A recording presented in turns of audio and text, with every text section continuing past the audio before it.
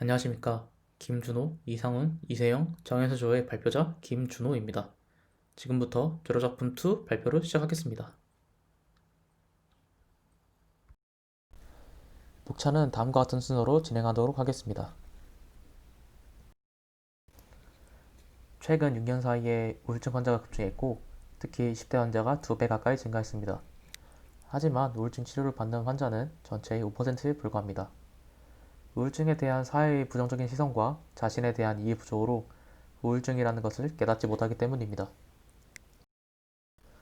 그래서 저희는 미수심리 테스트와 그림 일기를 통해 사용자의 심리와 감정을 분석하고 기록해주는 어플을 생각했습니다. 미수심리 테스트는 그림의 무의식에 반영되어 자신의 심리 상태를 객관적으로 판단할 수 있습니다. 미수심리 테스트를 통해 사용자가 자신을 객관적으로 판단할 수 있도록 하고, 심리 상태가 불안정한 사람에게는 알림 기능을 사용하여 심리 전문가와 상담할 수 있도록 유도하는 것을 저희의 주요 목적이자 목표로 삼았습니다. 저희가 계획한 것은 그림 심리 분석과 일기에서 감정 분석하는 것, 이렇게 두 가지였습니다. 이번 학기에는 그림 심리 분석을 집중적으로 구현하고 일기에서 감정 분석을 하는 것은 이번 겨울방학을 이용하여 진행하기로 계획을 수정했습니다. 구현한 어플리케이션 기능에 대한 설명 전에 데모 영상 먼저 보시겠습니다. 구글 로그인을 통해 접속 중인 모습입니다. 메인 페이지에서 심리검사 버튼을 클릭 후 그림 그리기 페이지로 넘어가 그림을 그리는 모습입니다. 테스트에 필요한 집, 나무, 사람 그림을 컴퓨터 진행 순서에 맞춰 각각의 캔버스에 그립니다. 이후 분석하기 버튼을 클릭하게 되면 텍스트와 그래프를 통해 결과가 나오는 것을 확인하실 수 있습니다.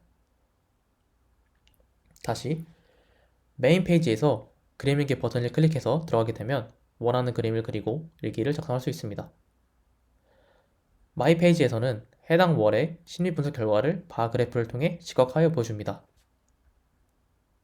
또한 메인 페이지 우측 상단에 종 모양 아이콘을 클릭하게 되면 분석된 심리 결과가 띄어져 있고, 병원 찾기 버튼을 클릭 시 자신의 현재 위치로부터 반경 1km 내의 병원을 표시해줍니다.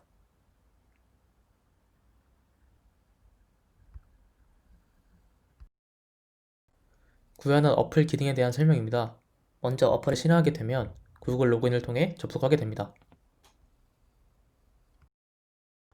구글 로그인을 통해 로그인하게 되면 스플래시 화면을 거쳐 다음과 같은 메인 페이지가 나오게 됩니다. 이 메인 페이지에는 알림 기능, 심리 테스트 기능, 그림 일기 기능, 마이 페이지 기능으로 구성되어 있습니다.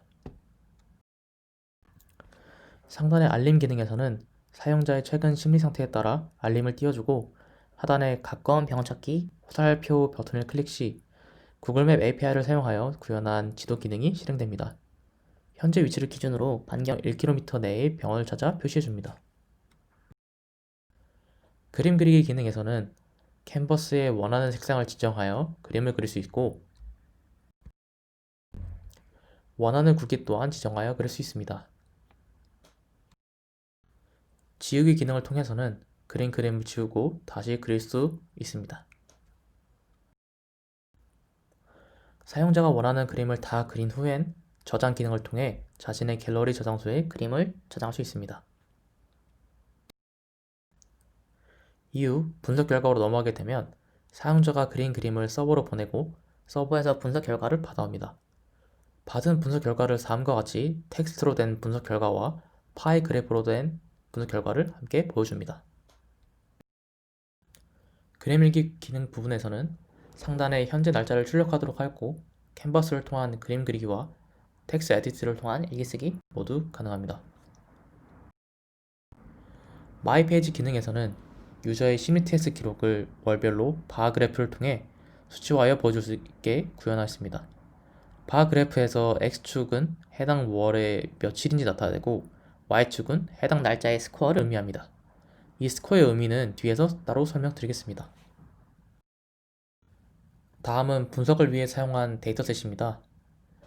저희는 실제로 사람들이 그린 그림에 대한 데이터셋을 모아둔 퀵드로우 데이터셋을 사용하였습니다. 구글 퀵드로우에는 345종류, 총 5천만 개라는 많은 양의 손그림 데이터셋을 보유하고 있습니다. 그 중에서 저희 프로젝트에 객체 인식에 사용될 이미지 데이터셋 16종을 선정하여 각 객체별 500개의 이미지 데이터셋, 총 8,000개의 이미지 데이터셋을 가져왔습니다. 기존의 이미지셋만으로는 원하는 수준의 정확도가 나오지 않아 정확도의 상승을 위해 이미지 어그멘테이션을 통한 추가적인 이미지셋 확보를 진행하였습니다. 파이썬의 이미지 데이터 제너레이터를 이용하여서 기존의 이미지셋을 변형시켰습니다. 작업해야 하는 이미지들의 개수가 많기 때문에 이미지가 위치한 디렉토리 내의 이미지들을 루프문을 통해 한꺼번에 불러와 변형시켜 저장하는 방법을 사용했습니다. 기존의 이미지를 좌우 반전하는 방식과 반시계 방향으로 30도 회전하는 방식을 사용하여 어그멘테이션을 진행했습니다. 이렇게 생성한 새로운 이미지셋의 라벨링을 추가로 진행했습니다. 그리고 기존의 데이터셋과 함께 오브젝트 디텍션 모델을 학습시키는 데 사용했습니다. 그 결과 기존 데이터의 3배양인 총 24,000개의 이미지 데이터를 얻게 되었습니다. 저희는 사용자가 빠르게 결과값을 볼 수 있게 하기 위해 빠르게 객체를 인식하는 모델인 욜로 버전 4를 사용했습니다. 이 16개 카테고리 총 24,000개의 데이터 중 80%를 트레인 데이터셋으로 사용했고 나머지 20%를 밸리드 데이터셋으로 사용했습니다. 로스 펑션에 대한 설명입니다. X축은 이터레이션을, Y축은 로스를 의미하는데 1600 이터레이션에서 안정화가 되고 후에 빨리 학습되는 과정을 확인하실 수 있습니다. 따라서 16,000에서 이터레이션을 멈췄으며 웨이트는 12,000을 사용하였고 총 학습 시간으로는 17시간을 소모했습니다. 저희 모델을 통해 이미지를 인식한 결과입니다. 옆에 있는 %는 이미지의 정확도를 나타냅니다. 리프와 플라워, 버드는 낮은 정확도를 보였는데 그 이유는 리프는 그림이 간단하면서 특징이 없어서 인식 확률이 좋지 못했고 플라워는 그래프 데이터셋과 비슷하게 생겨 확률이 낮았으며 새는 사람마다 그림이 너무 다양해서 인식률이 낮았습니다. 다음은 저희의 서버 구현입니다. 처음에 서버와 클라이언트를 연결하고 클라이언트에서 하우스, 퍼슨, 트리 중에 하나의 그림으로 프로토콜과 이미지를 보내주면 이미지를 저장하고 해당 분석에 맞는 테스팅을 진행합니다. 그 다음 이미지를 테스팅하기 위해 텍스트 파일에 이미지의 주소를 입력하고 다크넷을 실행시켜 디텍션을 진행합니다. 디텍션이 끝나면 분석 결과를 파싱하고 분석합니다. 마지막으로 결과를 보내게 됩니다. 여기서 문제되는 부분은 서버에서 욜로를 실행하기 위해 터미널을 켜고 파라미터를 입력하고 실행 문구를 입력해야 했기에 구현이 어려웠는데 프로세스 빌더를 사용하여 해결했습니다. 다음은 심리 분석 부분입니다. 심리 분석 부분에서 저희는 인터넷 검색을 통해 저희의 모델로 평가할 수 있는 지표를 만들었습니다. 다음과 같은 논문 자료 또한 적극 활용하여 집 그림, 나무 그림,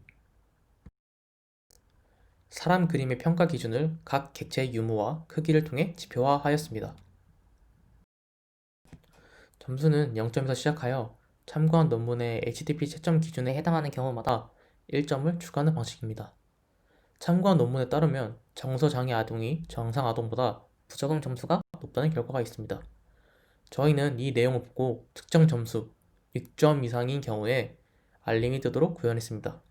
하지만 구현하면 채점 기준에서 빠진 부분이 있어 HTTP 점수가 정확히 나온다고 단언할 수는 없습니다. 그래서 이 부분은 추후에 구현한 감정 분석 부분의 결과를 추가하여 알림 기준을 보완할 예정입니다. 다음과 같이 그림에서 인식된 객체는 울타리를 탐지해 방어적이라는 단어와 1점을 추가했고 태양을 인식해 의존성이라는 단어와 1점을 추가했으며 문의 크기는 집 전체 크기의 6분의 1보다 작아 정상 범위의 크기로 판단하여 워드는 오픈, 추가되는 점수는 없게 하였습니다. 다음과 같은 기준으로 분석함에 따라 총 점수는 2점이고 분석 결과 중 인식된 이미지는 텍스트 파일로 저장되어 서버의 코딩을 통해 객체를 모두 저장합니다. 후에 자료를 통한 점수를 사용하여 저장되어 있는 문구가 나가게 되고 3개의 그림 분석을 합쳐 점수를 내고 결과를 도출합니다. 심리적 단어의 카운트 또한 파이 그래프로 변하게 됩니다. 저희는 데이터베이스로 구글에서 제공하는 파이어베이스를 사용했습니다. 로그인 기능으로 사용자 정보를 저장하고 리얼타임 데이터베이스로 테스트 결과를 저장했습니다. 구글 로그인을 사용해서 유저 정보를 저장하고 UID를 받아옵니다. UID는 유저별로 정보를 저장하기 위한 키로 사용됩니다. 테스트 데이터에는 HTTP 검사를 할 때 서버에서 받아온 정보를 저장합니다. 스코어 데이터에는 HTTP 검사의 스코어를 저장합니다. 테스트 데이터는 우선 사용자에 따라 UID로 구분합니다. UID의 child는 년, 월, 일 형식으로 된 키이며 뒤에 1, 2, 3은 집, 나무, 사람 그림의 결과를 의미합니다. 이 날짜의 child는 date, result sentence, score, sentiment word type이 있고 서버에서 받아온 분석 결과가 저장됩니다. 스코어 데이터는 우선 사용자에 따라 UID로 구분합니다. 그리고 테스트 날짜에 따라 스코어를 저장합니다. 여기까지 저희가 구현한 기능과 기술에 대해 설명드렸고, 다음 자료는 현재까지 진행한 프로젝트의 역할 분담입니다. 앞으로 저희의 향후 계획에 대해 말씀드리겠습니다. 저희의 향후 계획은 기말고사 이후 남은 오랫동안 분석 기준 개수를 기존에 비해 2배 이상 증가시키고 데이터셋 또한 추가 어그멘테이션을 통해 2배 이상 증가시켜 정확도를 좀 더 개선할 계획입니다. 내년 1월엔 약 2주 동안은 감정 및 분석 기준을 세분화하여 심리 분석 점수 알고리즘을 개선하고 남은 2주 동안은 친사용자적인 디자인을 위해 UI, UX를 개선할 예정입니다. 이후 2월부터는 약 3주 동안은 디버깅과 테스팅에 전념하고 2월 21일부터는 문서 작업에 돌입할 예정입니다. 마지막으로 저의 GitHub 주소와 진행 상황에 대한 GitHub 업로드 현황입니다. 감사합니다.